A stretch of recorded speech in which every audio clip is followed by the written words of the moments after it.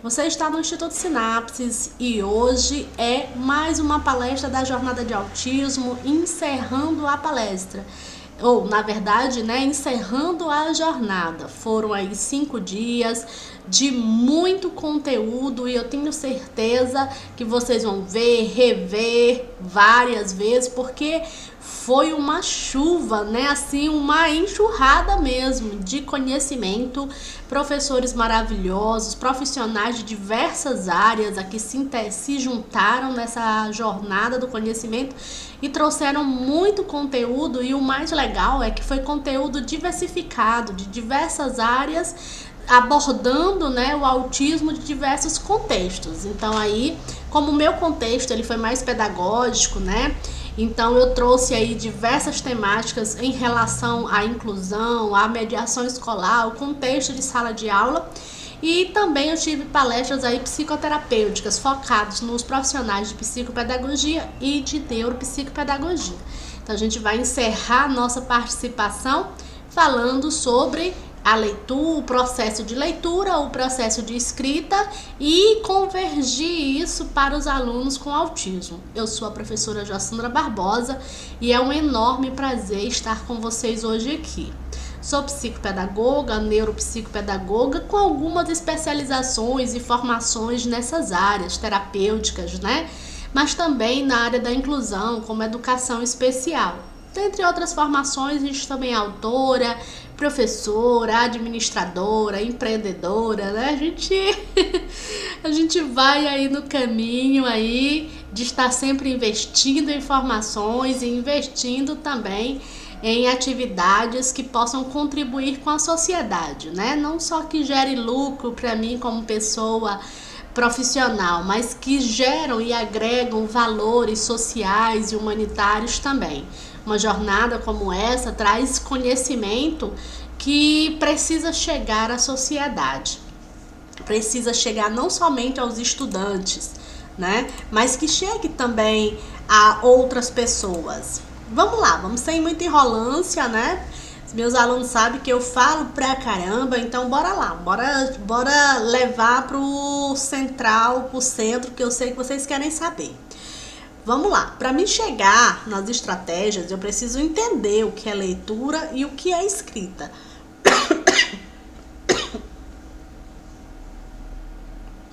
Desculpa aí. Então, o que é leitura? O que é ler? Qual é o significado da leitura? Como historiadora, a gente tem aí, em algumas palestras eu trouxe bastante contextos sociais, históricos, Porque eu também sou historiadora. E a leitura, ela é um processo histórico. A sociedade que temos hoje, organizada da forma como ela é organizada, e principalmente o processo de leitura da forma como ele está organizado em nossa sociedade, ele é um processo sócio, histórico e cultural. Então, cada país tem sua língua, esta língua tem suas regras, e essas regras organizam o significado da leitura em cada país, em cada língua. Essas línguas têm suas matrizes de onde elas surgiram de outras línguas. Então, ler nada mais é do que reconhecer símbolos. Se você sabe os símbolos portugueses, a língua portuguesa, e vamos chamar aí a nossa língua brasileira, porque apesar dela ter matriz na língua portuguesa de Portugal, que por sua vez teve sua origem lá no latim, mas o brasileiro tem suas especificidades, tem muitas palavras de seu significado, e ao longo de seus 500 anos, após ser aí colonizado inicialmente pelo país português, o Brasil desenvolveu inúmeras palavras, contextos sociais e culturais. Então, apesar de que ter palavras que existe em Portugal, existe no Brasil, não significa que tenha o mesmo contexto e significado. Então, ler é um ato sensorial. Ele não é na imagem você tem aí uma imagem de um óculos sobre um livro.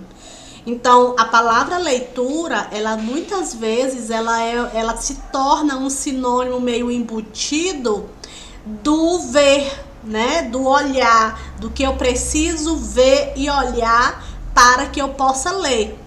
E é errôneo esse conceito, essa ideia de que a gente precisa ler é errôneo. É tanto errôneo que nós temos que as pessoas com deficiência visual, elas também podem ler, desde que elas tenham uma entrada sensorial, que acontece por onde? Pelo braille, por exemplo, né? Também nós temos outros exemplos, como por exemplo, muitas vezes a leitura ela é um reconhecimento de símbolos e significado, que muitas vezes, mesmo você sendo uma pessoa visual, você não precisa ler todo o parágrafo ou até mesmo toda uma palavra para conseguir ler o que está escrito ali. Isso acontece rapidamente, por exemplo, quando a gente passa em outdoors, quando a gente passa dirigindo num carro e vê uma placa. A gente vê isso, o nosso cérebro faz tanto essa leitura de forma tão rápida. Foi o nosso olho somente? Foi a visão que foi rápida? Não. É porque a leitura é um ato cerebral, ela não é um ato do olho. O olho por si só, ele olha para as palavras, mas se aquelas palavras não tiverem um significado, ele não vai realizar a leitura. Isso é um exemplo, a gente vê isso, por exemplo, nas pessoas analfabetas e nas crianças que ainda não se apropriaram do significado da leitura. Olha e não tem um significado, mas as palavras estão ali. Do jeito que uma pessoa que lê, que já reconhece os significados, ela olha para uma outdoor e vê todas aquelas imagens e letras e símbolos, uma pessoa que não se apropriou desse conhecimento vê a mesma imagem. A diferença é que aquela que se apropriou do conhecimento, do significado da leitura, o cérebro dela reconhece aqueles símbolos. E a pessoa que não o fez, ela vê as imagens, mas não reconhece. Então, não tem um sentido. Então, ler é ter significado. É ter a leitura é uma simbologia. Você se apropria desse significado português, mas se você for para a China, você é um analfabeto chinês se você não conhecer os símbolos chineses. Então, ela é sociocultural. Ela exige o conhecimento daquela cultura local, do reconhecimento daqueles símbolos. Por isso, hoje é tão importante, por exemplo, a cultura bilíngue. Por quê? Para que você seja um cidadão do mundo. A globalização que foi aí impulsionada principalmente pela Guerra Fria, e aí depois dos anos 80, 90, os anos 2000, se passou a se ouvir falar muito sobre isso, sobre a globalização. Para ser um ser humano globalizado, eu preciso me comunicar.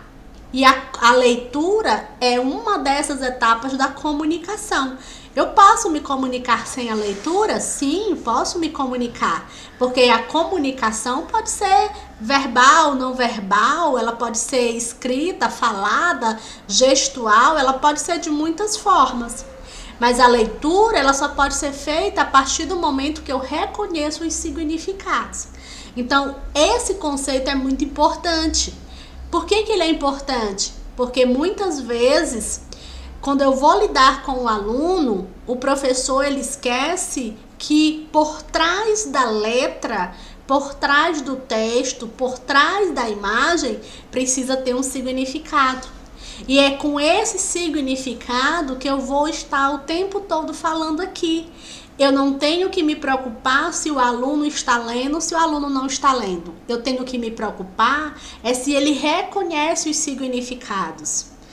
A maioria dos professores, a maioria dos pais, eles estão atentos que o aluno, a criança, o jovem, adolescente, seja quem for, ele não sabe ler. Existe uma preocupação exacerbada no alfabeto ou na sílaba.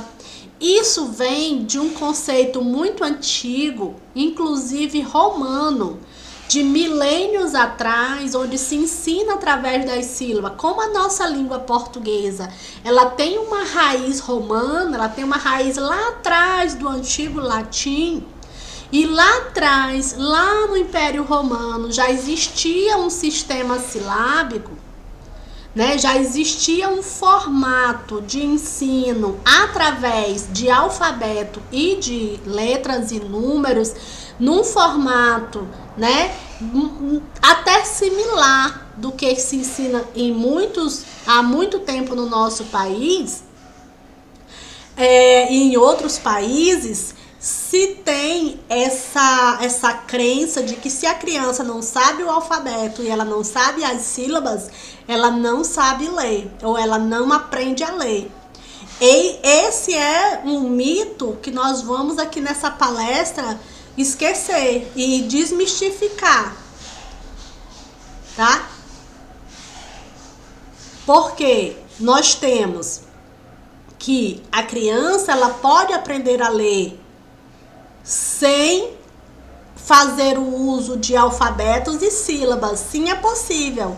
Nós temos crianças, por exemplo, com altas habilidades, ou crianças autistas, né, hiperléxicas. Nós temos crianças que desenvolvem a habilidade leitora sem precisar passar por um processo alfabético de reconhecimento silábico. E nós temos, por exemplo, a psicolinguística, né, que nós temos métodos que vão trabalhando aspectos linguísticos no sentido do significado e da vivência, onde se não trabalha o alfabeto e as sílabas. Nós temos outros métodos que focam no ensino alfabético, no ensino silábico, seja no silábico visual, da criança aprender visualmente as sílabas, ou seja, um silábico onde ela aprende foneticamente o som dessas sílabas. Então, quando eu penso em linguagem, quando eu penso nessa linguagem leitora para criança com autismo, eu preciso entender que a pessoa com autismo, ela tem algumas deficiências sensoriais. E se a leitura é uma entrada sensorial, então é normal que essa criança, ela apresente uma disfunção no processo leitor, ou ela demore mais para ler, não devido à sua disfunção. A disfunção, ela atrapalha, mas o que atrapalha é o fato das pessoas que estão ao redor não compreender a disfunção. Atrapalha o fato do professor estar tentando fazer essa criança aprender com um método igual às outras crianças. Atrapalha o fato da tarefa de casa ser baseada no método que ela não entende. Atrapalha o fato da própria criança não compreender como é que ela pode aprender melhor, ok? Então, se a leitura é um processo sensorial, se a leitura precisa de uma entrada sensorial, se a leitura precisa da compreensão do significado, então eu posso dizer que a leitura é um ato cerebral resultante de como essa entrada sensorial funciona. Se eu me aproprio de símbolos e significados, eu construo a leitura.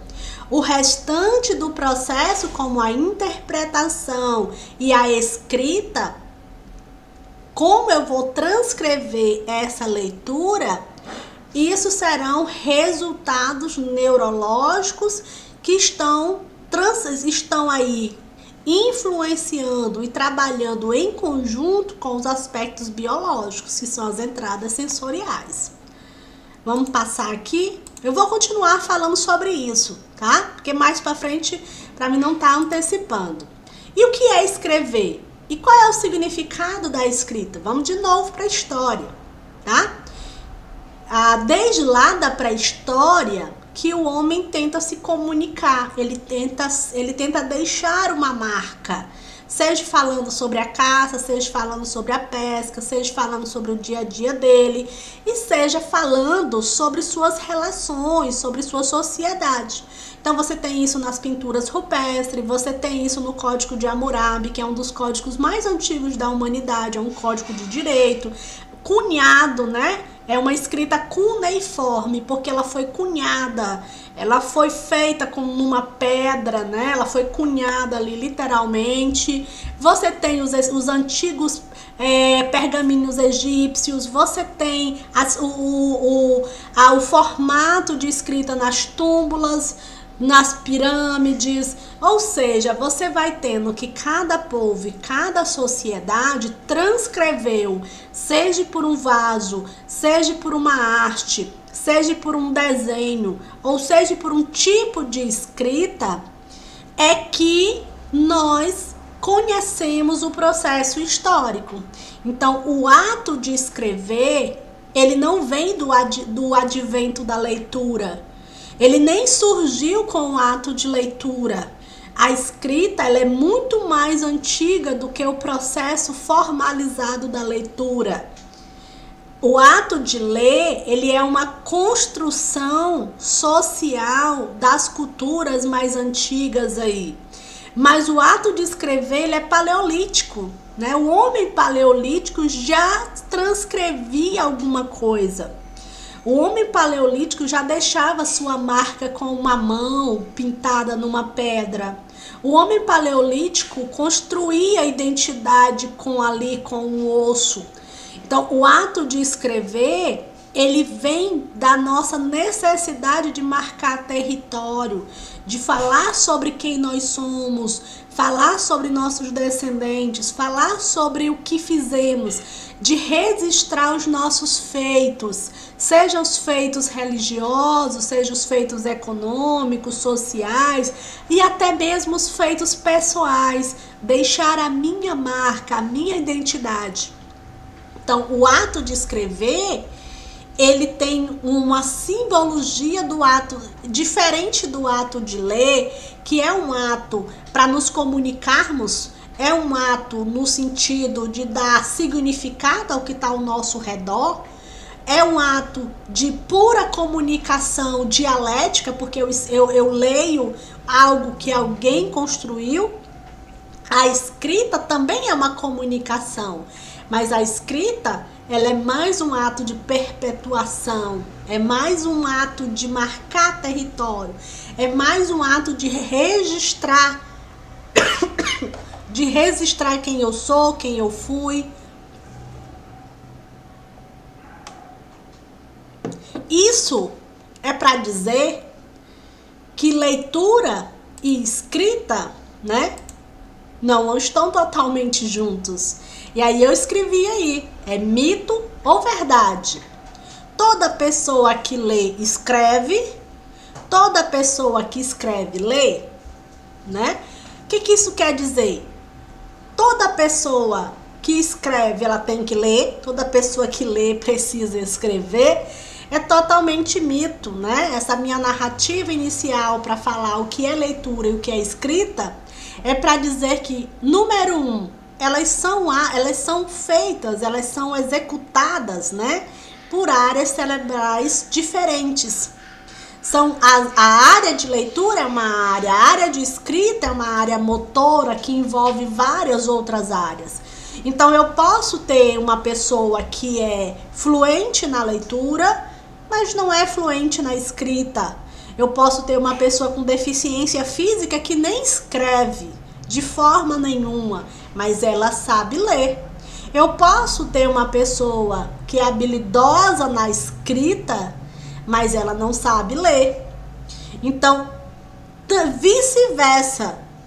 Não é, eu ensino meu aluno a ler, automaticamente eu estou ensinando meu aluno a escrever? Também não. Você deve ensinar ele a ler e você deve ensinar ele a escrever. Porque, na verdade, até nessa frase está errado. Porque, na verdade, a gente não ensina o aluno a ler. A gente ensina o aluno a reconhecer os símbolos. A leitura vai ser o resultado de como você está fazendo essa estimulação. Então, isso nos ajuda a entender muita coisa. Por exemplo, que o professor, muitas vezes, ele está tão focado em ensinar o processo de leitura que ele esquece do processo de escrita. Porque ele acha que vai ser automático e não é automático. O processo de escrita, ele precisa ser incentivado de forma motora. E eu pergunto, quais são os professores de educação infantil que têm formação psicomotora? Quais são os professores de primeiro ano, segundo ano, que estão focados em estudar a psicomotricidade? Pouquíssimos, né? Por quê? Porque se estuda lá na faculdade leitura, estuda lá a metodologia do ensino da língua portuguesa, mas não se estuda as áreas cerebrais e como é que é o desenvolvimento da leitura. Se fala sobre a importância, se fala sobre a necessidade, se fala sobre a influência e até mesmo os malefícios de quem não lê. Mas não se fala como a leitura se processa dentro do cérebro. Como é que a leitura ela é organizada cerebralmente, ela é um ato cerebral. Ela não é um ato somente de construção social, não. Não importa a sociedade se o seu cérebro não construir o significado dos símbolos. Isso é extremamente visto quando você sai do seu país para uma outra cultura. O seu cérebro está ali funcionando, você não tem nenhuma deficiência, mas tu não consegue ler nada. Porque nenhum daqueles símbolos foram trabalhados dentro do seu cérebro. É o que acontece com uma criança que está dentro de uma sala de primeiro ano e a professora está ensinando palavras e linguagens e geografia e história, e aquela criança que não reconhece aqueles símbolos, ela está numa outra vibe, né? Ela está numa outra jornada dela ali. Ela não está entendendo, nem compreendendo e muito menos incluída. Ela tá ali muitas vezes pensando em outras coisas ou brincando com outras coisas, tá? Vamos já daqui a pouco argumentar focado nisso, quando eu falar aí basicamente das estratégias. E uma dessas estratégias é a atenção que o professor, o mediador, os pais, o psicopedagogo na terapia, eles precisam entender a não focar no livro, a não focar na letra, a não focar no som, mas focar em como essa pessoa está compreendendo a letra, o som, o livro, o vídeo, né? Não se preocupar, muitas vezes você está preocupado só com o que está fora e não está preocupado com como está sendo processado, né? A parte de dentro. Dentro que eu falo do cérebro mesmo, tá? Tô falando do cérebro. Então, vamos aqui, se eu tenho que me preocupar com isso, eu preciso entender, gente, como é que a criança aprende a ler, tá? Como é que ela aprende a ler? Como é que se dá esse processo de aprendizagem? Primeira coisa, eu preciso entender o que é aprendizagem. Aprender a ler, eu estou falando de como se dá a aprendizagem da leitura. Trouxe a criança. Por quê? Porque está embutido aí na nossa mente que esse desenvolvimento deve ser dado na infância. Porque culturalmente nos foi organizado que na infância se trabalha esses aspectos. Por quê? Porque também culturalmente foi colocado que o adulto ele precisa ter todos esses conhecimentos para ser um adulto laboral, para ser um adulto produtivo, para que ele produza para a sociedade algum serviço ou algum bem ou algo que economicamente vai trazer resultado tanto para ele como para os outros que estão ao seu redor. Esse é o significado basicamente das nossas vidas, né? Nascemos, mas desenvolvemos habilidades para que eu construa socialmente alguma coisa, que eu colabore. Todo mundo tem uma função social. Então, todo mundo precisa desenvolver uma habilidade e essa habilidade, ela vai trazer um reflexo social. Alguém vai usar alguma coisa que eu vou fazer, né? E assim nós fazemos essas trocas o tempo todo. Então, essa aprendizagem, como é que ela se dá? Ela se dá a nível neurológica, biológica. Biológico, vamos entender como nosso organismo. Vamos entender como as nossas entradas sensoriais, o olho, a boca, o nariz, os ouvidos, a mão, o coração, o estômago, o intestino. A gente aprende com toda a nossa biologia. A gente não aprende só o cérebro, não é só o cérebro, porque se você tirar o cérebro e deixar ele sozinho, ele não vai aprender. O processo de aprendizagem não é só cerebral, ele precisa de glândulas, ele precisa dos alimentos que vão se tornar proteína, enzimas, ferro, potássio, ele precisa de toda a nossa parte biológica, ele precisa do funcionamento das entradas sensoriais, ele precisa da pele para sentir, ele precisa da audição para ouvir, ele precisa do oxigênio que você está respirando para que ele funcione, para que esse cérebro esteja sendo alimentado. Então, é um conjunto. Não é uma aprendizagem só neurológica, ela é uma aprendizagem também biológica. Ela também é uma aprendizagem ambiental, porque é o estímulo, vai ser a partir do estímulo daquela outra pessoa que vai estar falando, que também está ouvindo, que está mostrando uma imagem, é a sala, é o livro. Então, também é social, porque eu aprendo o que a minha sociedade recomenda. Também é ideológica, porque cada povo tem suas próprias ideologias religiosas, econômicas, financeiras e etc. Então, aprender a ler é um processo neurológico, biológico, social, cultural. Tudo isso vai vir no encontro de quê? Aí olha só o que eu coloquei aí. Criança aprende convivendo numa sociedade leitora. Se eu tenho uma sociedade que culturalmente utiliza a leitura para aprendizagem, então essa criança ela vai aprender de acordo e convivendo com essa sociedade. Então ela aprende dentro de casa, na hora que ela toma café, a caixa do cereal, ela aprende conversando com os pais, ela aprende assistindo televisão, que tá cheia de letras e números, e de diversos tipos de símbolos. Não há só letra e número, ela aprende o significado dos animais, das cores, das formas, de vários sentidos. Ela é ensinada, o processo de leitura, ela vai ser construída num contexto social, cultural e escolar. E o escolar vai contribuir com esse social, com esse cultural. Então ela vai passar por um processo de ensinagem, que é um processo formalizado. Ela vai aprender sozinha, convivendo com a sociedade, né? Com essa comunicação com a sociedade, com a dualidade, com a troca social que existe e já é inerente ao ser humano, aprender com o outro. Então a criança, todo o tempo ela está passando por um processo de aprendizagem. E ela vai ter aprendizagem sistematizada, que é aquela aprendizagem que tem um roteiro, que o professor sistematiza num cronograma de aula, num fluxograma, no seu planejamento escolar.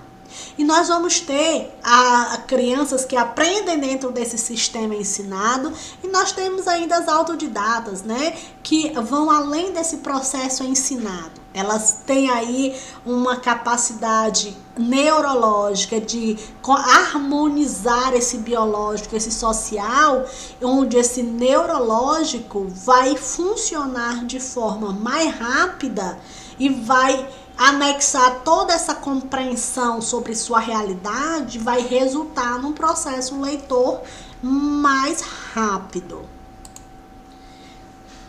E aí, chega aqui, tá? Se a aprendizagem é neurológica, ela é biológica, ela é social, ela é psíquica, ela é diversas, ela envolve muitas questões. Então vamos ver aqui alguma dessas questões. Nós vamos chamar essas questões que envolvem essa aprendizagem de uma palavra que está muito em voga, principalmente a partir aí dos estudos de Philippe Perrenaud, que desenvolveu teorias, né, entre aí as habilidades, a partir das teorias das inteligências múltiplas, né, de Gardner. Nós temos aí, não se fala mais em inteligência, em a criança ser inteligente. Hoje se fala em desenvolvimento de habilidades. Então se acredita que para ler, eu não tenho que ensinar a leitura, eu não tenho que ensinar a criança A, B, C, D. Isso é muito importante quando eu falo sobre autismo, porque eu não preciso ficar focada nesse sistema silábico. Eu preciso focar nas habilidades. Isso vale também para todas as crianças, por isso que a educação infantil é tão importante. E é tão importante que o professor não foque no ensino diretamente de ler. Infelizmente é um erro, a gente vê muito isso em muitas escolas, há um forçamento da leitura muito precoce, porque tá preocupado no reconhecimento do alfabeto. O alfabeto, por si só, ele não tem construção leitora. Se a criança não entender o que é um elefante, o E, o L, o E, o F, o A, o E, o T, o E, vão ser letras isoladas na cabeça dele. Ele precisa entender o que é um elefante. Ele precisa já ter visto um elefante. Ele precisa saber o que o elefante come, o habitat do elefante, o som que o elefante faz. Então não tem sentido ficar focando na criança, aprender letra por letra.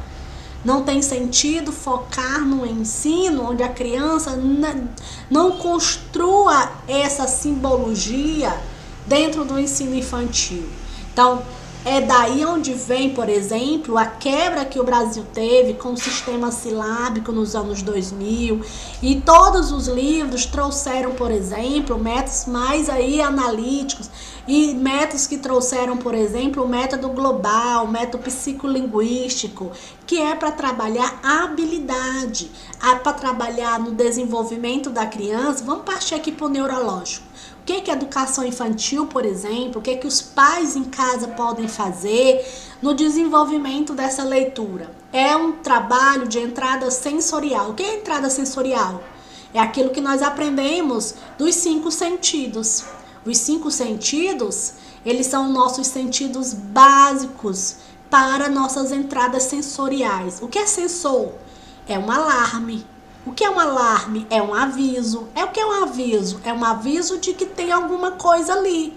Então, quando eu toco no quente, é um aviso. Então, a minha mão, quando toca no quente, ela cria um alerta para o meu cérebro. O meu cérebro vai decodificar que alerta é esse. Que é quente. Quente causa o quê? Causa dor. Causa dor por quê? Porque causa queimaduras. Queimaduras é bom ou ruim? É ruim. É ruim porque vai causar o quê? Vai causar dor, vou chorar, vai ficar dolorido. Então, o nosso cérebro, ele é todo desenvolvido para compreender o que tem ao nosso redor. Com qual finalidade? Para nos proteger e nos mantermos vivos.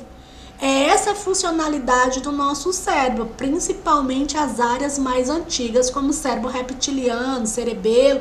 Eles foram desenvolvidos e ao longo dos séculos foram evoluindo para nos manter estáveis, para nos manter em alerta. Então, os nossos sensores, eles servem para nos manter alerta. Então, o nosso ouvido para ouvir alerta, o nosso ver para ver alerta, os nossos sensores táteis para nos tornarmos aí sensíveis tatilmente, ou seja, todos os o cheiro, né, para saber o cheiro ruim, para saber o cheiro bom. Então, todas essas entradas sensoriais, elas são captadas pelo meio externo, do meio externo para o nosso cérebro, para que ele reconheça o cheiro, ele reconheça a forma, ele reconheça o som, ele reconheça o odor, o tato, o duro, o mole. Então, mas o meu cérebro, ele só vai fazer esse reconhecimento se eu treiná-lo.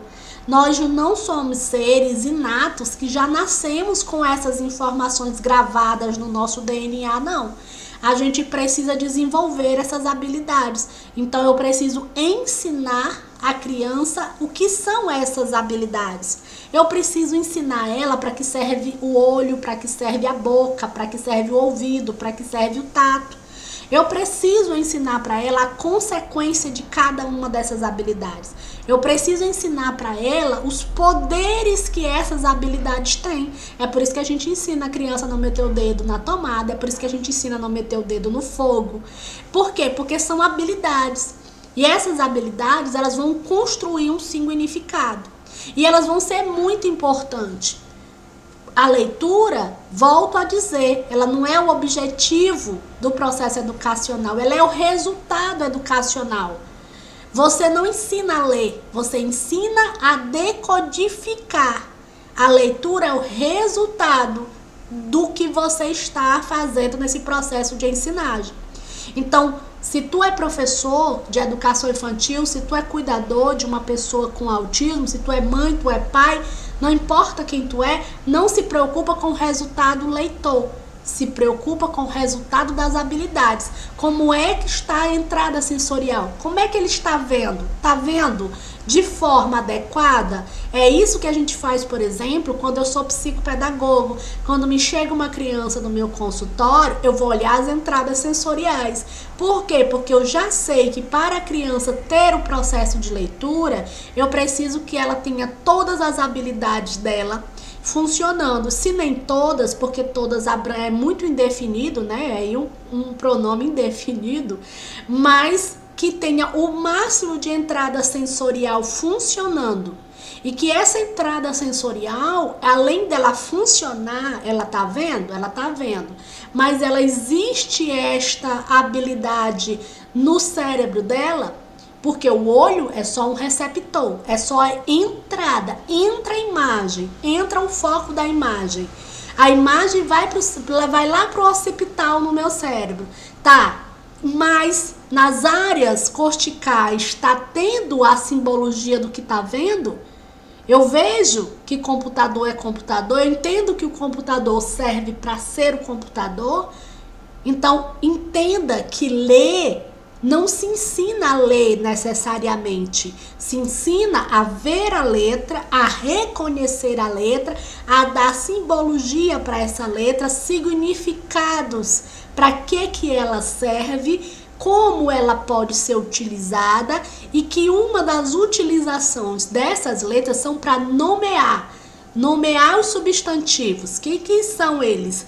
São as coisas, que são nós chamamos de coisas, né? Os objetos, são as pessoas, são as cidades, né? Então eu nomeio, então eu preciso ter a capacidade de nomear objetos, seres, pessoas, lugares.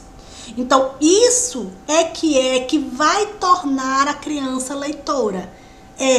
A entrada, o funcionamento dessa entrada e as noções extremamente importantes que devem ser trabalhadas desde o momento que a criança nasce, que são as noções de espaço visual, de espaço temporal, de percepto visual, as noções de sequência lógica. Essas noções, elas são trabalhadas quando eu brinco, quando eu pulo, quando eu mando a criança pegar alguma coisa, quando eu trabalho com ela o reflexo. São habilidades motoras e psicomotoras. Quando ela brinca de montar jogos, quando ela brinca de blocos, quando ela brinca de organizar um quebra-cabeça, quando eu conto para ela uma história. Então, tudo isso já são estratégias. Eu vejo muitas vezes as pessoas trabalharem nas redes sociais falando sobre leitura e falando sobre joguinhos com letras. Eu vejo as pessoas fazerem pranchas com letras para trabalhar o pareamento, para entender ali a sequência silábica. Isso é importante, depois que a criança tiver simbologia e significado sobre o mundo onde ela pertence. Porque, volto a dizer, você pode trabalhar pareamento, você pode trabalhar o material mais caro que você comprar, se ela não tiver simbologia e significado dentro da cabeça dela. Por isso que é importante, por exemplo, materiais onde seja concreto, onde ela possa utilizar, tocar, pegar, lamber, quebrar, porque ela precisa entender o que é aquilo dentro de um contexto maior. Então, a capacidade de raciocínio do ser humano, ele começa pequeno lá no bebê e ele vai crescendo, crescendo e ela é infinita. Não há um tempo limite que a gente possa usar a nossa habilidade de raciocínio. O que a gente sabe é que quando a gente envelhece, as nossas células e o nosso biológico, ele se torna mais lento. Então esse raciocínio se torna mais lento. Mas o homem não perde essa habilidade de raciocinar. Essa capacidade de raciocinar, de compreender, ela surge da nossa também capacidade de memorizar. Então eu tenho atenção, foco, raciocínio, memória. Isso é o quê? Função executiva superior. Então isso está dentro do cérebro. Tudo isso. É como a entrada sensorial, ela é receptiva e interpretada e devolvida para o indivíduo cerebralmente, é como ele constrói as noções que a educação infantil precisa a cada dia voltar mais para a função de educação infantil. As salas estamos com as crianças de 5 anos, de pré-2, focadas em escrever, tirar do quadro, fazer matemática, tabuar, tá errado. Porque essas crianças precisam ainda estar compreendendo sobre o mundo.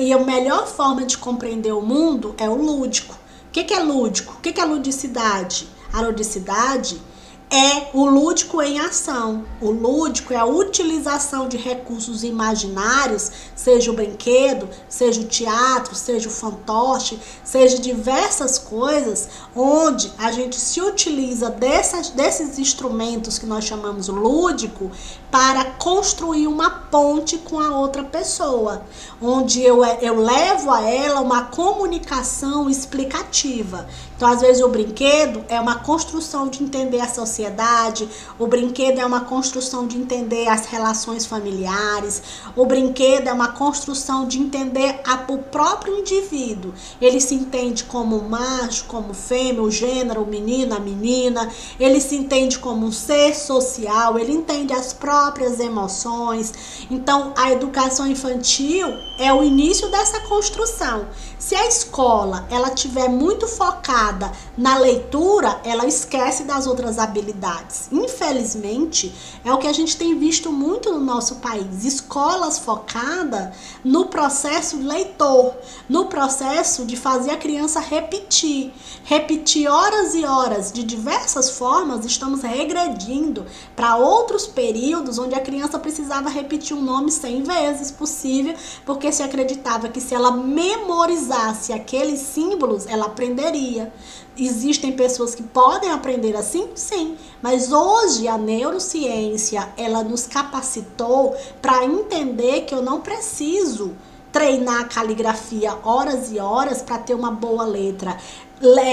Repetir o alfabeto 300 vezes para poder aprender o alfabeto. Eu não preciso nem estudar o alfabeto numa sequência. Porque quem foi que disse que o B tem que estar depois do C? Quem foi que disse que o D está depois do C? Aquela construção não quer dizer sequência do alfabeto. Então, por que a criança precisa aprender A, B, C, D, E, F, G, H, I, J, L, M? Qual o significado disso? Por que a criança precisa aprender a escrever nessa sequência? Se ninguém escreve A, B, C, a gente escreve a palavra estudar. É o E, depois vem o S, depois vem um T, depois volta pro U. Aí eu tenho um D que tá lá no início. Não se escreve dentro daquela sequência alfabética. Então a criança não precisa aprender aquela sequência alfabética. Ela precisa compreender que existe o A. E que o A é um A. O A não é de avião, porque não pertence ao avião e não existe só a palavra avião. Então existem muitos formatos de ensinar que está errado. E está errado há anos que está errado. E quando a gente pensa no desenvolvimento de habilidades, no formando, principalmente nas crianças com dislexia, com autismo, com TEPAC, que são pessoas com disfunções sensoriais, ou seja, eu escuto e eu processo diferente, eu vejo e eu processo diferente, eu capto as informações exteriores e processo diferente. Então, todos esses públicos não funcionam, esses formatos antigos. Então, na verdade, não funcionam nem para as nossas crianças. Vamos abrir aspas aqui, fechar aspas, abrir aspas típicas e fechar aspas, né? As ditas normais, não. Hoje as crianças estão nascendo com um processo cerebral diferente. Elas têm entradas sensoriais diferentes e percepções do mundo diferente. O que nós estamos fazendo é até uma agressão quando eu forço essa criança dentro de um processo leitor para me exibir com ela que ela já é uma ser humana leitora. Enquanto que isso pode acontecer dentro de um sistema mais lúdico, onde ela não vai só aprender a ler, ela vai aprender a interpretar, a construir, ela vai saber segmentar, ela vai saber organizar isso numa frase, mas principalmente ela vai construir simbologia. Porque é essa simbologia, meus queridos e minhas queridas, que vai fazer ela não só saber português. Porque que muitas crianças aprendem a ler, mas não sabem interpretar um conceito matemático. E o que falar das crianças que não sabem interpretar uma consigna matemática, como por exemplo o problema? Elas estão no 3º, no 4º ano e elas sabem ler, elas leem o problema todinho. Mariana comprou uma dúzia de banana, mas deu a metade para sua irmã. Quantas bananas Mariana ficou? Aí ela olha, pergunta para tia ou pergunta para a mãe, é para somar ou para diminuir? E daí? A criança sabe ler, mas não consegue interpretar. Sabe por quê? Porque focamos no processo leitor. Focamos apenas no reconhecimento gráfico da leitura e não no funcionamento neurológico. Qual é a consequência disso? É que ela vai chegar no concurso mais lá na frente. Ela vai chegar com dificuldade no Enem, ela vai ter dificuldade no raciocínio, prova de estatística de raciocínio lógico, Deus me livre. Porque que muita gente faz concurso e não passa em questões que ela lê e diz assim, meu Deus, tirar essa questão de onde? Fulana tem a metade da idade fulana A tem idade tanto, fulana B tem metade da idade da fulana A. Qual a idade da fulana X? Que é o dobro da fulana A mais metade da fulana Y. Quando terminou tudo, a pessoa disse, lascou, você nem o que eu tava lendo. Por quê? Porque o ensino brasileiro é completamente falho. E eu vejo muita gente falando sobre autismo, falando sobre leitura, mas estão extremamente focados na leitura. Eu defendo que esqueça a leitura. Um exemplo muito claro, gente, é um dos casos mais assim, que foi visto no mundo. Eu não sei pronunciar o nome dela, eu chamo só Carly, né? Mas tem um sobrenome bem difícil de falar. Mas que foi uma autista de 14 anos que escreveu no computador a palavra dor e os pais, depois disso, descobriram que ela não só sabia falar uma palavra, ela sabia ler uma palavra, não. Ela sabia muitas outras, e que depois, estimulada para escrever, a menina se transformou em apresentadora, em entrevistadora, e que nunca falou uma palavra, mas que escreve numa perfeição inacreditável. Mas não se ensinaram a ela que B com A é Ba e C com A é K, não. Se ensinaram a ela desde a infância, ela foi estimulada a ter raciocínio, a trabalhar as entradas sensoriais, a trabalhar o espaço, e mesmo com o movimento estereotipado, mesmo com a rebeldia, que ela era muito agressiva, mesmo eles achando que ela tinha deficiência mental, mesmo com todas as adversidades, eles não desistiram de desenvolver habilidades na Carly. E ela é um dos maiores exemplos onde mostra que a atividade neurológica ela está em pleno funcionamento dentro da cabeça, seja da pessoa com autismo ou sem autismo ou com qualquer deficiência. Então, não preciso focar no elemento gráfico, que é a letra. Eu preciso focar nas habilidades.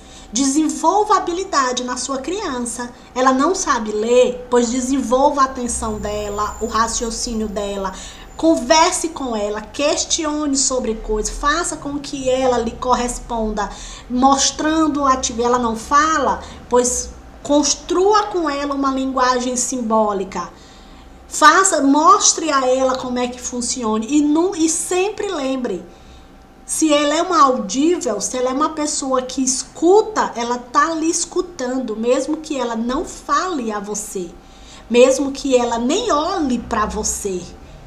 O professor, às vezes ele tá dizendo, mas ela não tá nem olhando pro quadro, então como é que eu vou ensinar essa criança a ler se ela nem olha? Ele não precisa olhar. Se você trabalhar auditivamente a construção do símbolo, ela vai olhar, ela pode olhar por um segundo, ela vai entender que aquilo é um A. E continue transformando a entrada sensorial, a repetição sensorial. E vá construindo essa habilidade. A habilidade de que ela precisa de memorizar, a habilidade que ela precisa principalmente de raciocinar. Porque é essa capacidade de raciocinar que faz com que nós, seres humanos, sejamos seres chamados racionais. Sejamos seres sociais, culturais, habilidosos, cheios de habilidades com informática, né, com a tecnologia, seja com a habilidade de criar arte, de criar música. O que nos faz seres habilidosos é a nossa capacidade de raciocínio. Se ela é tão importante, então ela é quem eu devo priorizar. Eu preciso todos os dias ensinar o meu filho o que é um lápis.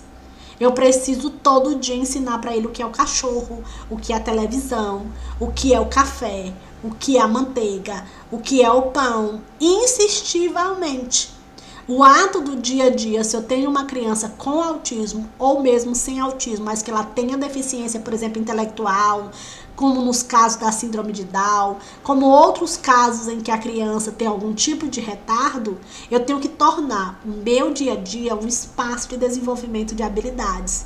Então, o tempo todo eu estou explicando para ela o que são as coisas. Senta aí numa cadeira. Ah, porque cadeira é cadeira. Ah, ela já sabe que cadeira serve para sentar. Não. Lembre-se sempre, nós somos seres que nascemos sim com alguns conhecimentos aí gravados no nosso DNA. Existem teorias como a psicologia do Jung, ele fala, né? Que nós temos um conhecimento que ele chama até inconsciente, né? Um coletivo inconsciente. Mas, neurologicamente, o que nós sabemos é que nós nascemos com habilidades. Essas habilidades, elas são cognitivas. Mas a habilidade social, a habilidade leitora, a habilidade matemática, a habilidade cultural, essas habilidades precisam ser aprendidas.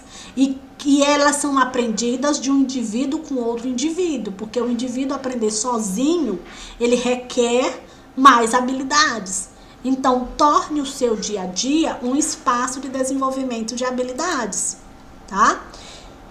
Além das habilidades neurológicas, também tem que se trabalhar as habilidades emocionais, que também são neurológicas, não deixam de ser neurológicas, né? Mas as habilidades emocionais é o desejo, é o interesse, a alegria, o bem-estar.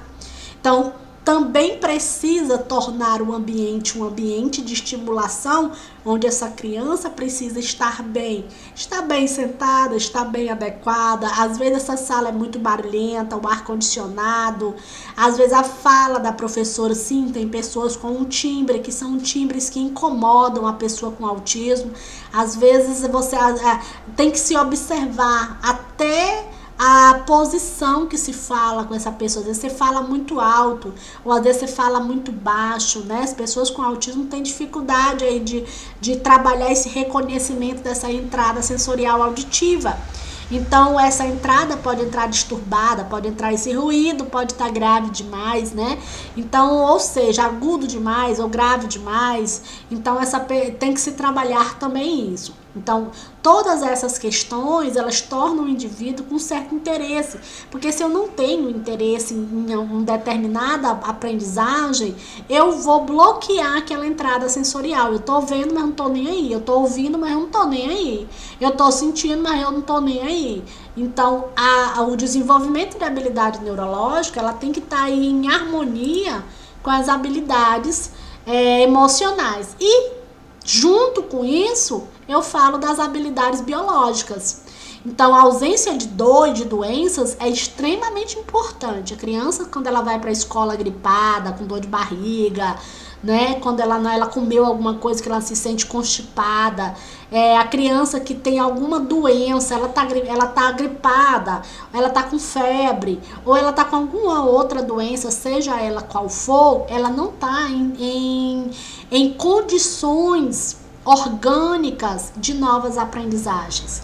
Por quê? Porque o próprio biológico dela vai reagir contra as habilidades e vai afetar o desejo, a disposição, a concentração, o foco. Então, é como se ela não tivesse ali, né? Ou seja, às vezes está prejudicando, porque uma criança com dor, ela vai se sentir incomodada, ela vai chorar. A criança gripada, ela vai espirrar, ela vai contaminar as outras. O ambiente é alérgico, né? Muitas crianças são muito alérgicas. Então, o ácaro da sala, o ar-condicionado, então tudo isso, a parte biológica, as escolas não são muito preocupadas com essa questão, né? Faz a limpeza, mas às vezes a pessoa da limpeza, por exemplo, salas que tem ar-condicionado. Olha só, as pessoas varrem a sala e passam o pano. Quem foi que disse que o ato de varrer, os ácaros não continuam naquela sala? Muitas escolas fecham as portas das salas e quando vai no outro dia abre 7 horas da manhã para os professores entrarem. Eu falo isso porque eu trabalhei numa escola e muitas vezes eu tive crise de rinite ao entrar na sala. Ao entrar, botava o pé na sala e eu tive que fazer uma reunião com o diretor e eu briguei muito no sentido de não brigar de discutir, mas de brigar, de lutar mesmo, tentando conscientizar a escola de que eles precisavam abrir as portas pelo menos meia hora antes. Porque o que acontecia? Antes do início da aula, que eu quis dizer. O que acontecia? Quando a pessoal da limpeza chega, eles vão abre as portas no sentido da chave, mas não abre as portas no sentido de deixá-las abertas. Então, vai se abrindo tudo, mas as portas continuam fechadas. Elas não têm janelas, elas não têm circulação de ar, e o professor, na hora que entra na sala, a primeira coisa que ele faz, eu estou falando de escolas que têm ar-condicionado, por exemplo, elas ligam o ar. O ar, ele refrigera, mas ao mesmo tempo ele circula as bactérias e os ácaros que tem ali. Então, aqueles ácaros que estão ali, eles, sinceramente, eles não vão para canto nenhum.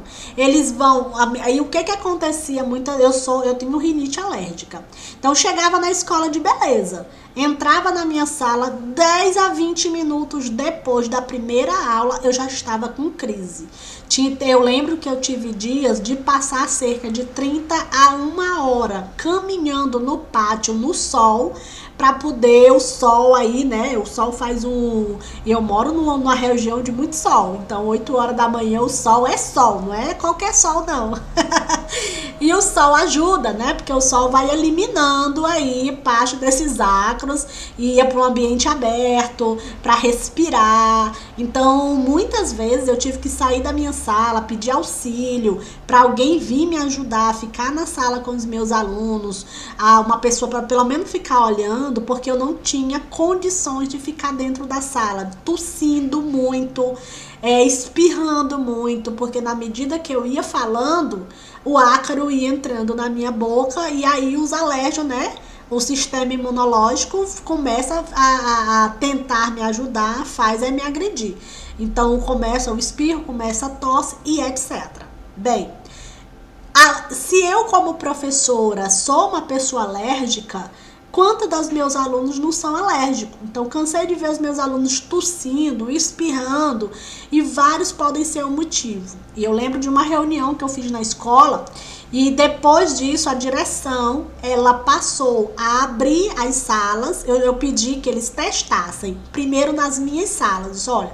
Observem primeiro, já que vocês não querem colocar a pessoa para deixar o ideal é que dormissem abertas, né? Dormissem, passassem a noite essas portas abertas, mas como é uma escola pública e as pessoas têm medo de entrar, de furtarem alguma coisa, experimentem pelo menos as salas que eu que estou reclamando disso, as minhas salas que eu vou dar primeiro horário de abrirem pelo menos meia hora antes de eu chegar.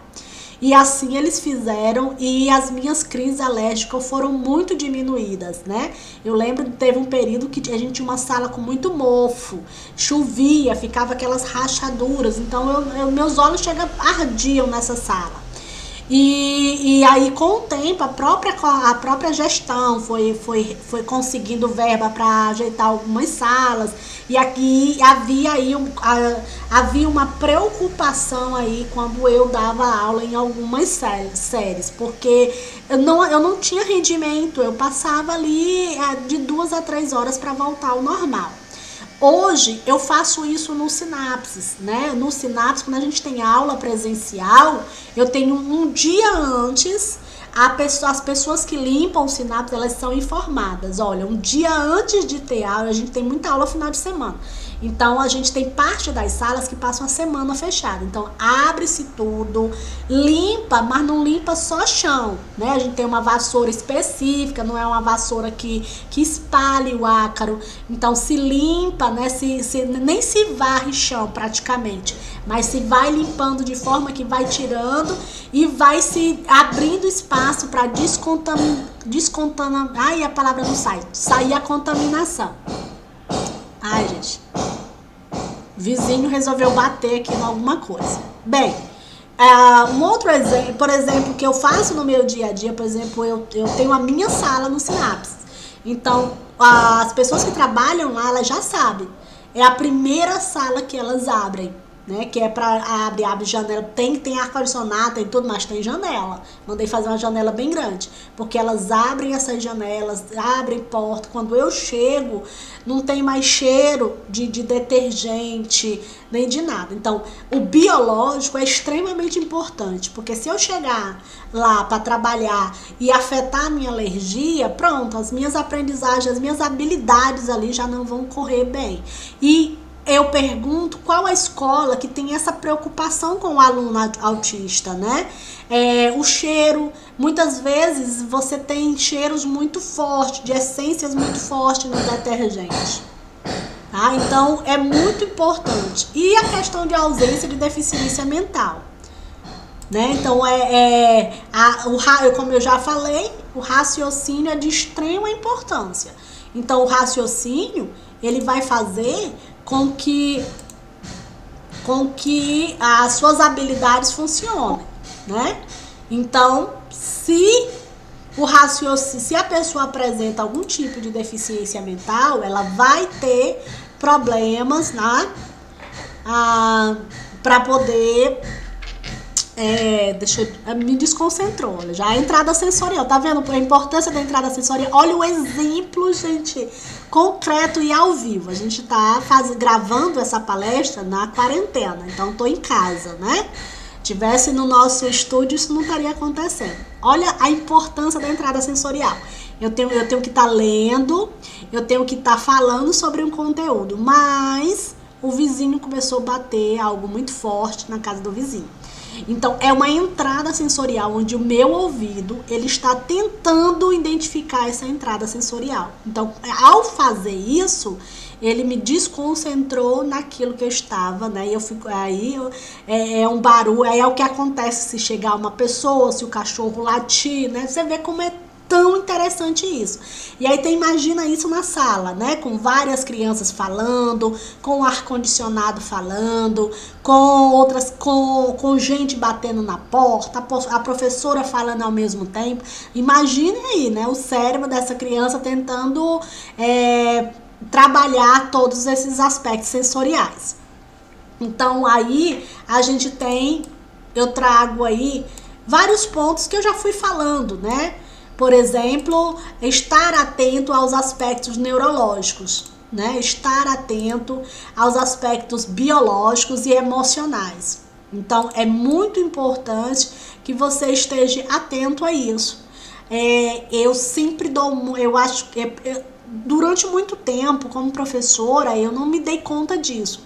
Mas quando eu fiz o curso de quando eu fiz psicopedagogia, eu sentia que faltava alguma coisa. O curso não me trouxe esse conhecimento. Quando eu fiz o curso de neuropsicopedagogia e fiz também estimulação cognitiva, eu comecei, aí sim me despertou, me deu um estalo. Eu digo, olha, tá muito errado, tá? A forma como eu tô ensinando, a forma como estão aprendendo e a forma como as escolas estão fazendo. Existe muito foco entre o que a criança vê, o que a criança escuta, mas de forma onde não está se harmonizando isso. Então, esses aspectos precisam ser integrados, eles precisam estar sendo trabalhados. Por exemplo, eu faço uma pergunta: quantos professores procuram primeiro relaxar a turma para poder dar aula?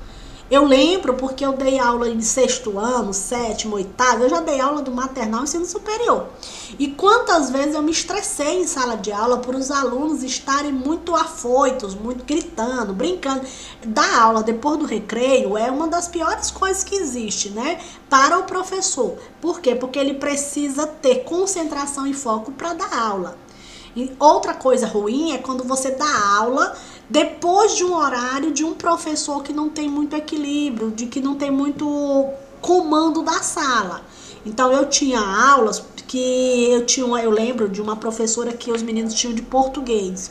E ela tinha muitas aulas em sequência, 2 aulas, às vezes até 3 aulas.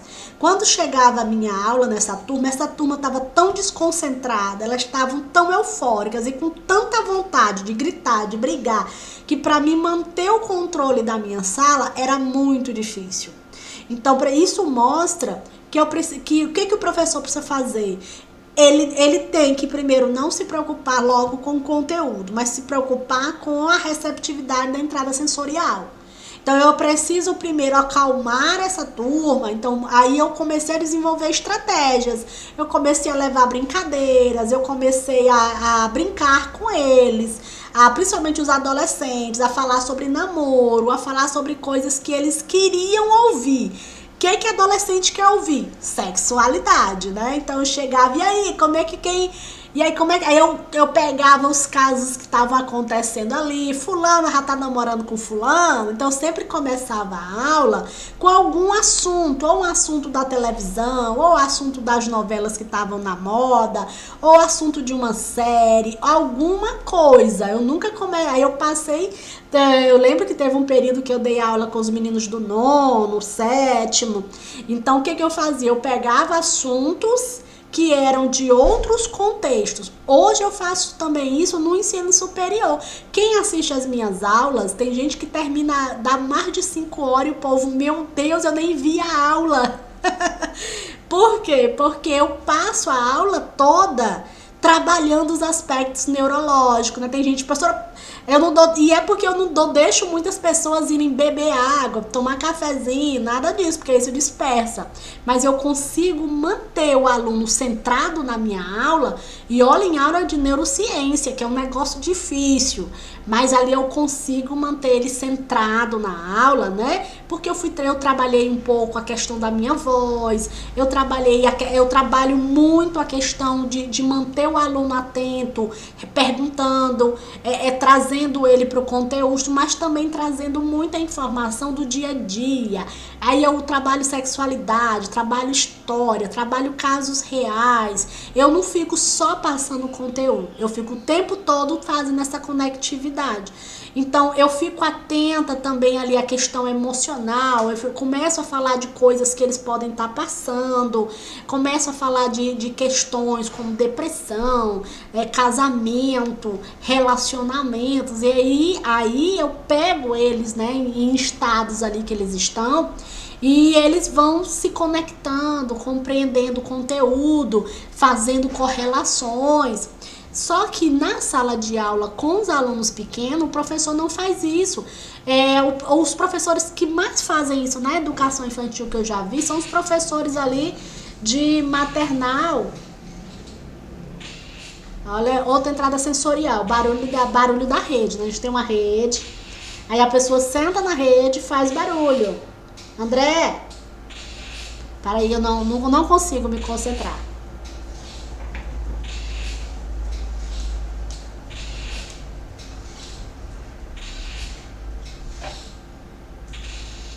Ei, esse barulho me desconcentra. Não fica barulho.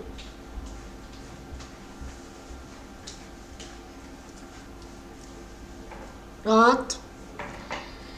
Entrada sensorial alternativa anulada, volta foco de concentração, tá?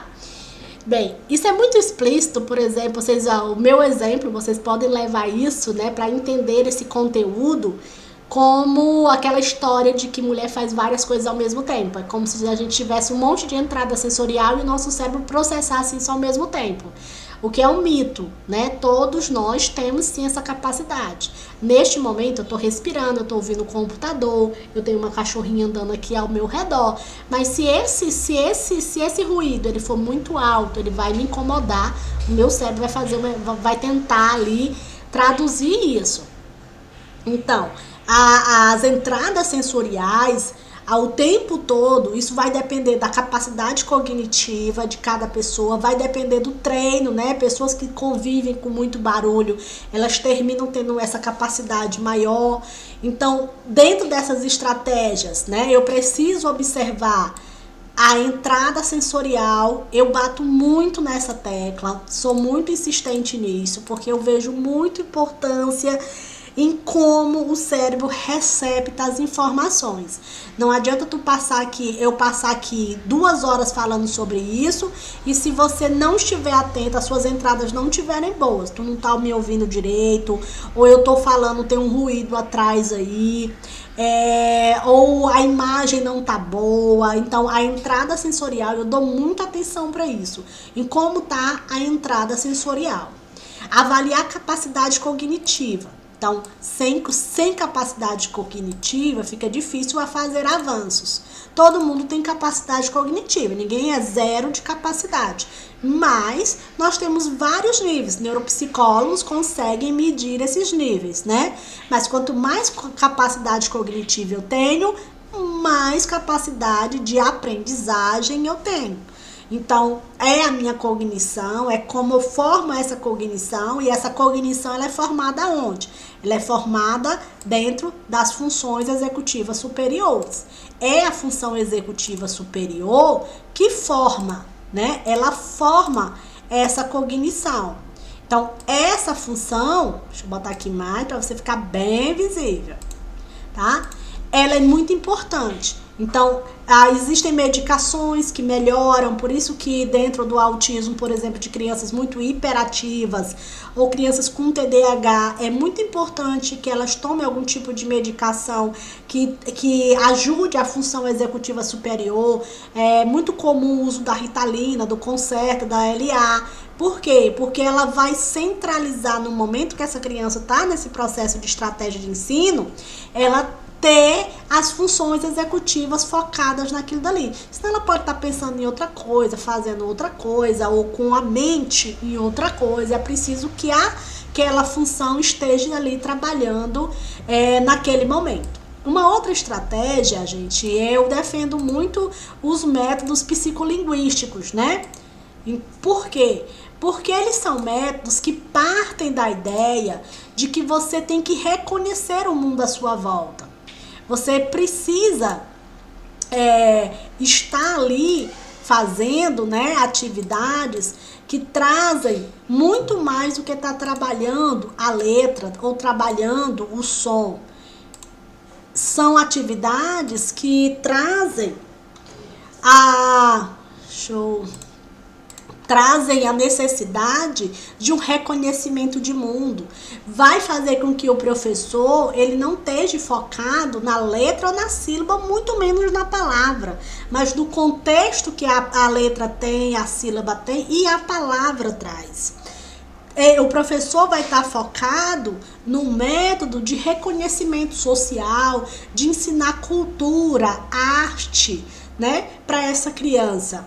Inserir essa criança dentro de um mundo de simbologia e significado.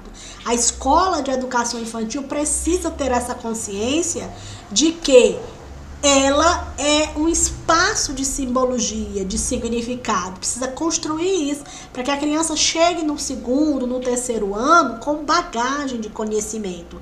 E aí, em alguns momentos, sim, ela precisa ali ter uma atividade de reconhecimento da letra e do número, mas, como eu disse, se não tiver um trabalho focado nela, lá, de um contexto simbólico, e aí a criança com autismo, a gente tem que lembrar que ela tem dificuldades com simbologia, de reconhecer as emoções, de reconhecer respostas alternativas na entrada sensorial, visão.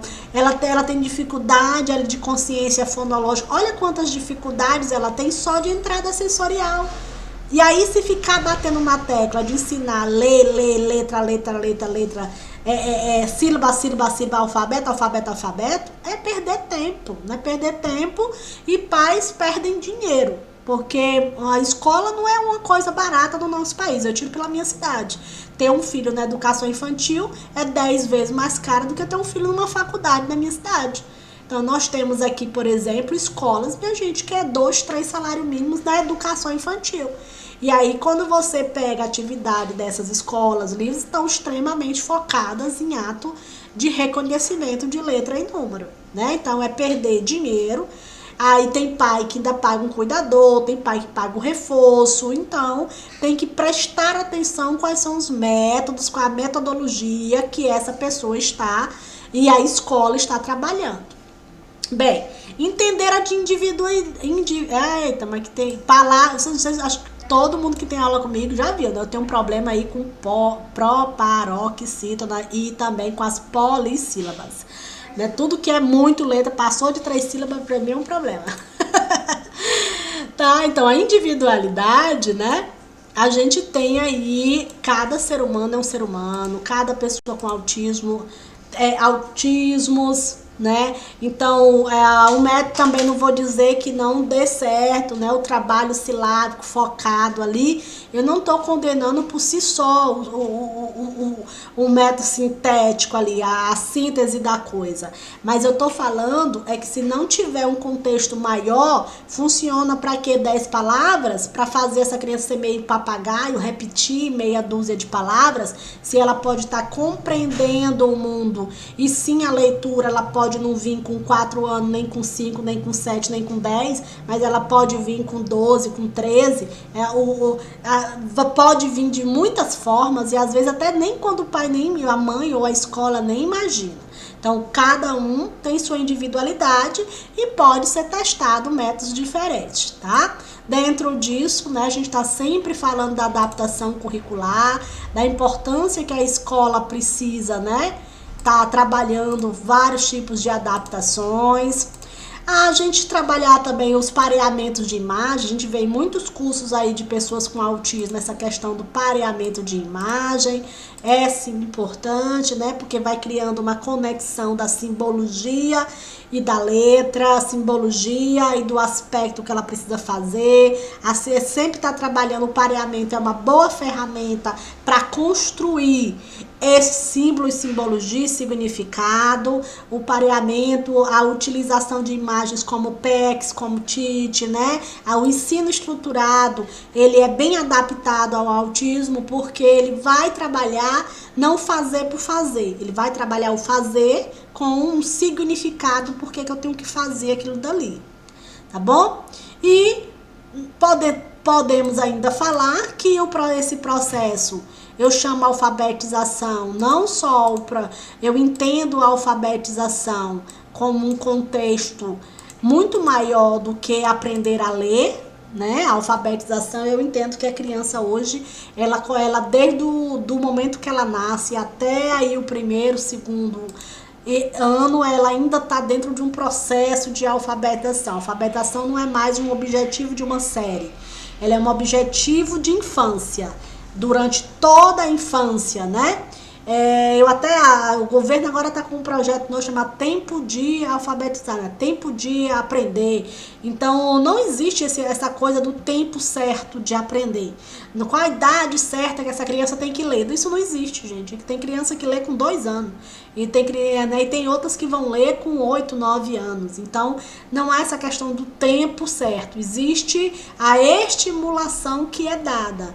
E o resultado dessa estimulação, ela depende de inúmeras variantes. Como vocês viram aqui, variantes neurológicas, biológicas, emocionais, e ainda eu nem tratei aqui das variantes ambientais, das variantes comportamentais, as variantes familiares, né? Não, eu nem tratei, inclusive da vincular, que é o vínculo professor e aluno. E eu fico pensando que o pai coloca o filho dentro da escola e acha que ele vai aprender. Como ele acha que a coisa é tão simples, é só isso. Botou e aprendeu, assim, automático. Botei dentro da escola, comprei uma fardinha, comprei uma mochila, levei bonitinho pra escola, jogo dentro da escola, pronto, já é sinônimo de aprendizagem. Nada disso, né? A aprendizagem é muito mais complexo, vai muito além, né? Então, que bom se tiver pais e mães ouvindo essa palestra, tá, gente? Bem, aqui, como eu disse, é uma palestra, é uma discussão. Pode ter pontos que você não concorde comigo, não tem problemas você não concordar, porque é assim que se processa a aprendizagem.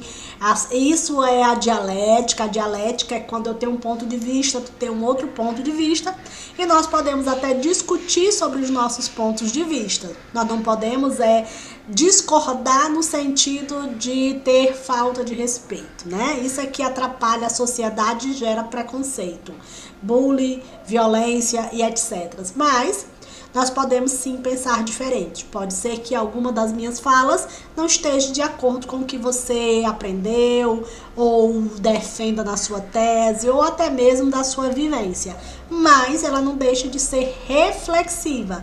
Eu comecei a palestra falando disso, não é um curso e não vou ensinar ninguém a como fazer o seu filho ou seu aluno ler. Eu vou fazer reflexões sobre aquilo que eu defendo que seja importante para que ela leia.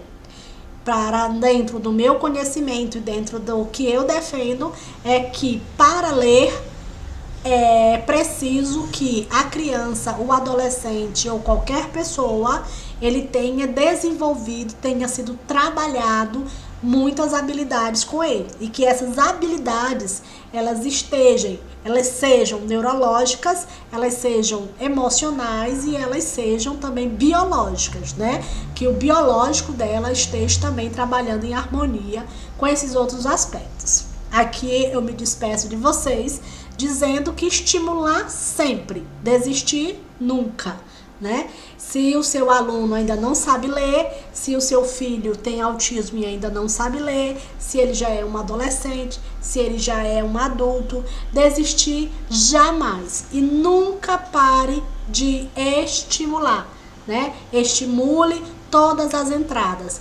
Se ele enxerga, estimule a visão. Se ele escuta, estimule a audição. Se ele fala, estimule a fala. Se ele toca, estimule o toque. Se ele estimula a audição, tudo, visão, audição, tato, paladar, se ele come, tudo, estimule sempre.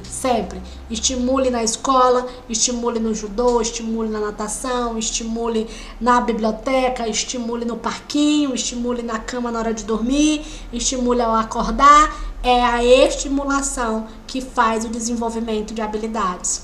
São as habilidades que vão tornar o seu filho apto a desenvolver habilidades de reconhecimento de símbolos. E ele poderá ler em inúmero tempo da vida dele. Ele pode passar uma vida toda não lhe mostrando que sabe ler, mas ele pode saber ler sem que você saiba que ele sabe ler. Então, o mais importante não é você saber. O mais importante é que ele saiba que ele sabe. É que ele consiga compreender o mundo que está à sua volta. Linguagem não é só linguagem leitora, né? A escrita pode ser feita de muitas formas. Eu não trouxe aqui slides específicos sobre o desenvolvimento de escrita, porque é uma outra área cerebral, mas que exige as mesmas habilidades, só que mais focada na parte motora. Eu preciso estabelecer conexões motoras com o meu córtex motor, aliado, né, com as funções do meu sistema nervoso, que não é tanto central, né, como periférico, os músculos, para que também sejam trabalhados. E como aqui é só uma palestra, né, a minha intenção é deixar aí pontinhos de interrogação, curiosidade, que vocês possam pesquisar mais sobre esse assunto. Eu agradeço muito vocês por terem participado desse momento de interação conosco. Você que está assistindo, posteriormente ter sido gravado. Fico muito feliz em poder aí contribuir para que você conheça um pouco mais sobre esse assunto. Te agradeço muito mesmo. E se você quiser deixar comentários, perguntas, a gente está à tua disposição e é o que a gente deseja, né? Contribuir para que você possa aprender mais sobre o assunto e nós também, né, possamos aprender com você. Muito obrigada e até a próxima.